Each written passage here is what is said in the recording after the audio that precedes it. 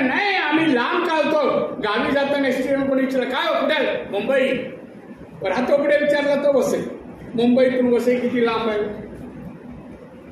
बांधवांनो आपण या तुमच्या कार्यक्रमात सर माफ कर मी कुठे टीका करायला आलो नाही. मला फक्त बोलायचंय माझं मत. मी मराठा समाजात जन्माला आलो. मला वाटतं मी काहीतरी योगदान द्यावं करावं म्हणून प्रयत्न. मी मराठा समाजाला आरक्षणाबद्दल मला कॅबिनेटमध्ये माझी नेमणूक झाली चेअरमन म्हणून. बाहेर मीडियाने मला विचारलं साहेब तुमचं काय म्हणणं आहे तुमचं.